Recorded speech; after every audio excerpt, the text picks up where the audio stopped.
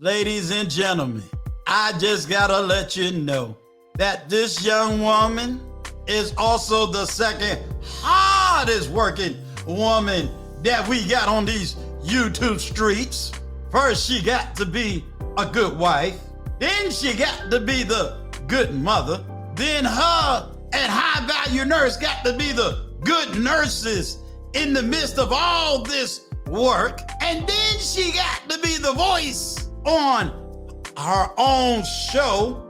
When you get into her Instagram, then she turns around and she hears the dawn call, so she got to pray 5 times a day, then turn around. And when it's time for her to be on CKT podcast, she's there too. So I got to admit, she is the hardest working Muslim on these YouTube streets. Crimson Ties ain't got nothing on her because Crimson got a crew. She is the crew. So ladies and gentlemen, give a loud shout out to the one and only my sister's keeper. What's going on? What's going on? What's going on? Nothing much. You making me blush with that introduction.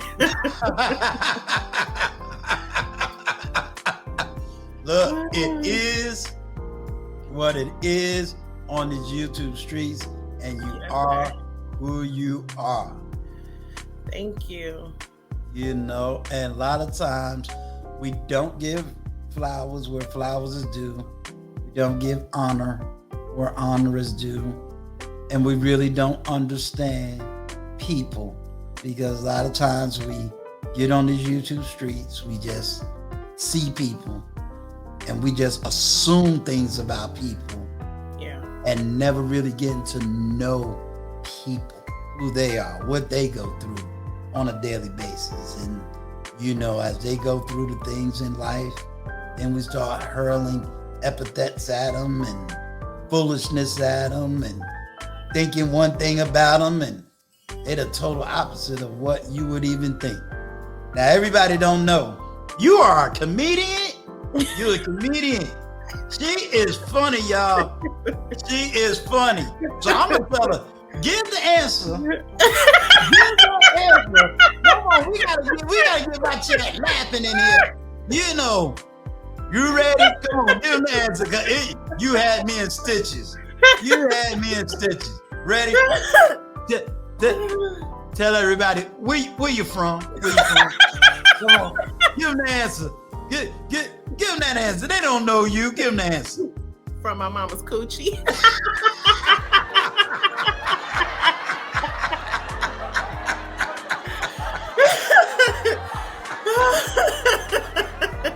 Let me tell you why I wanted you to say that. Because let's be honest. Everybody see Muslims, you know, me being a former Muslim, they always see Muslims as serious and you know, always deep in thought. You know, a lot of us is, you know, that's why I read the way I read, because being a Muslim, if you're not well read, they don't even want to talk to you, you know. And so they see Muslims, but to hear one laugh, to know one that has a joke, you know, one that's not so, you know, I'm serious and Allahu Akbar, you know. Oh Lord. You know, so it's awesome. It is awesome. I try to be approachable, since so many Muslims are so serious and still face.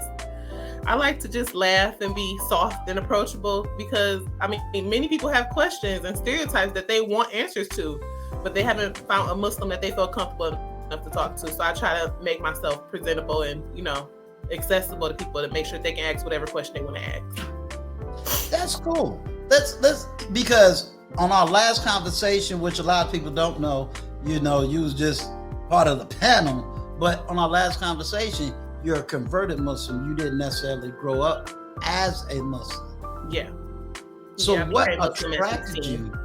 Yeah, so what attracted you to, you know, go from, what was you prior to being a Muslim? What was you? Christian. Christian? Okay, and what allowed you to convert from Christianity to Islam? What can you kind of talk about that conversion, or what led up to that conversion? Well, I was 16.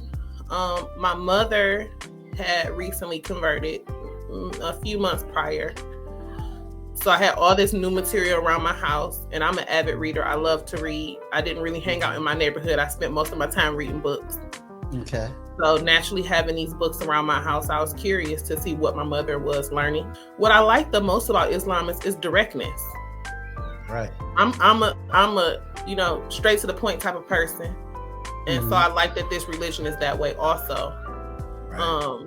You can't just tell me something. If you tell me something, you better be able to show me where you got it from to back it up. So they encourage questions and seeking knowledge and knowing for yourself, and not just accepting somebody else's word. And I think the best part that I loved about it was my direct access to God. I didn't have to pray to anyone. I pray from myself directly to Allah. Right. So my relationship with God is strictly the one that I create. I would say, I equally understand exactly where you're coming from. Ironically, I converted at 16 as well. Wasn't from my parents though. I really was influenced by, a social worker in my school. I love the discipline. I love the discipline. I love the fact that when I went to the masjid, it was nothing but men. And then it was a world of men. It wasn't just black men. It was all around the world. Yeah. And so for me, I was humbled. I can say I prayed arm in arm with, the late Muhammad Ali. I prayed arm in arm with, Kareem Abdul-Shabazz. So it was so many people. And then, of course, being in New York, I got to sit at the feet of both Betty Shabazz, in the sense of knowing Dr. Betty Shabazz. And, so I got to know the wife of Malcolm X. And I got to know people that knew Malcolm. And, I was at the masjid that Malcolm spoke at. So it was an awesome history and living life. So I definitely understand that. Are you Sunni, Shiite, or did you come through the Nation of Islam? I'm Sunni.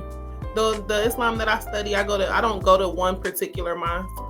Okay. I frequent many. I do have a favorite mosque. Okay. That's in Atlanta, the Atlanta Mosque. Okay. But no, it's just whatever Imam is speaking. Okay, cool. I like how you said, you stepping into the world is changing. How has the world changed since you graduated high school for you? So when I graduated from high school, the teenagers and the young adults seemed like respectful or whatever, like conscious of their elders. Like we might be a little wild, but we knew when to calm down. Right. These teenagers now don't seem like they have no chill. So I would think that the world just got a lot more loose, a lot more just off the hinges. They just do whatever they feel now. Let me ask you this question. There's this new thought. Older generation, Generation X, baby boomers, that they owe 20-something generation. They owe them an apology. They owe them an apology because they failed. And they use the word generation, not you apologizing to your children. They use it in the term of generation. I put it on my community tab. I kind of let people give me their thoughts, views, and opinions on it. What is your thought, views, and opinion, being that you talked about this shifting and this idea of elders? I don't like absolutes. How you doing, Yella? I don't like absolutes. So to say a whole generation owe a whole nother generation is extreme. I do understand where they're coming from. Okay. Give me your understanding of it. I think that we feel. My friend was just telling me he said he felt like we was like the drop off kids. Okay. So like our parents were so busy going after whatever they were trying to attain that they was dropping us off everywhere so that they can get to what they were getting to. And so, y'all was busy providing, but not offering much parental guidance is what he said. That's not my personal experience, but that was what he said. And so I said, well, he's not the first person I heard that from. And I say all the time how blessed I am to have the mother I have. So I can't I can't say that that's not everybody else's experience, that they was dropped off a lot and not having much of their parents around. But that seems to be what they complain about a lot. But you hear the complaint. My question, and that's not my experience either. So I'm right there with you. My next question, in line with that, being that you have heard it, would it help them to grow? If they never get the apology, what do you think it will do? Do you think if they get the apology, it's going to help them to do what? I don't know that everybody's going to get their apology. So sometimes you just have to be okay not getting that apology and still learning how to grow and get where you're trying to go. But for some, having your parent be accountable for something that you felt was a wrong done to you is an enormous thing. As a parent myself, I'm expecting for my kids to come to me later with complaints. Mm-hmm. My job is not to defend myself. My job is to hear them out and try to understand where they're coming from and correct it. Now, I think that a lot of the older generation, not really on that, wanting to hear what it is that they kids have to say. They just like, you don't even know what I had to go through to get you where you got. You don't know where I came from. And I think that that's another thing that is wrong too, is that perhaps it would help if your kids knew you some. Don't just be a parent, because being a parent is not just providing. You're a role model. You can't be a full role model if they don't fully know you. They need to know where you came from, the struggles that you got through, the things that got you where you at to get them where they're going. I heard that. I heard your side.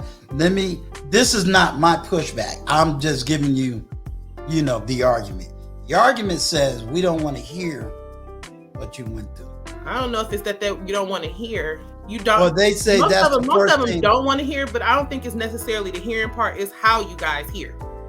You guys hear and take it personally and try to come back guns blazing when that's not really what a person is looking for. They're just looking to be heard and understood, and perhaps for some accountability to be took on the parents' part. Because just because you're a parent don't mean you're always right.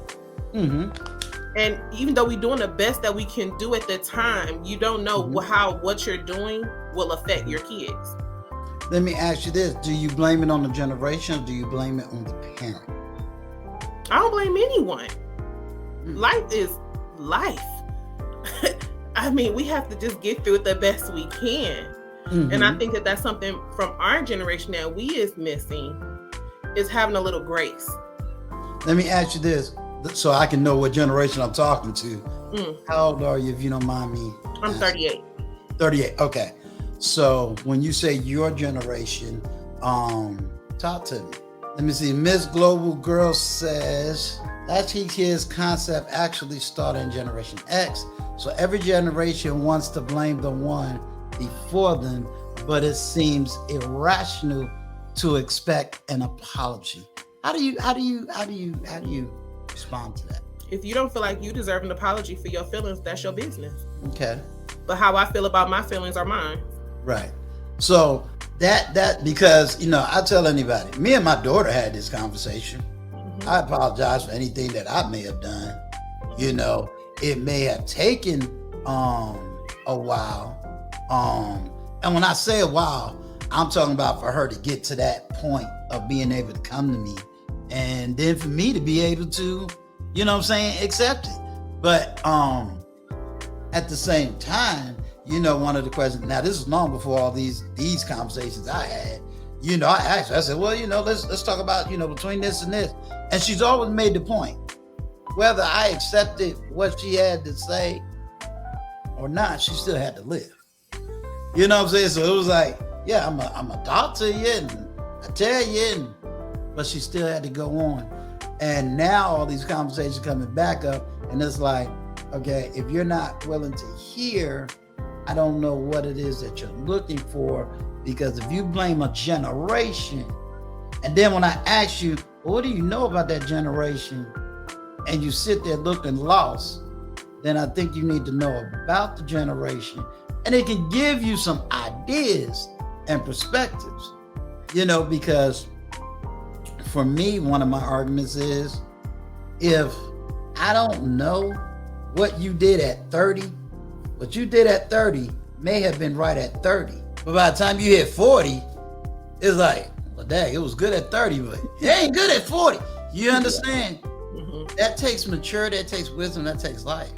So I'm just throwing that out because I like to get different perspectives from different places before narrowing down an idea. So I want to just, get your perspective as a parent and then you growing up. I want to, boy, my chat lit up tonight. Okay, I'm going to say this one. Do as I say, not as I do. That confess to a child. Mind, train a child up in the way they should go. And when he is old, he shall not depart. I'm going to tell you something. And you tell me your experience. Because me and you may have two totally different experiences. Okay. I never grew up with that statement. I'm not going to lie. I never grew up with that statement of do as I say, not as I do. And I'm going to challenge where that's coming from. I've heard it. It doesn't mean I'm ignorant to it. Mm-hmm. But again, that's not my experience. So I really got to narrow down who's had this experience, or is this a 1950s, 60s statement, but not necessarily my generation statement. So how do you respond to that? Maybe you have a different experience. My mother was a young mom, so she didn't really go with the do as I say, do whatever. Like, my mother was just a great role model. Yeah. And I'm gonna use this in a later statement. Forgiving those that are never sorry is a sign of strength. I love that. I'm gonna have to write that down because I think that needs to be a word of the day. Mm-hmm. Forgiving those that are never sorry is a sign of strength. Yeah.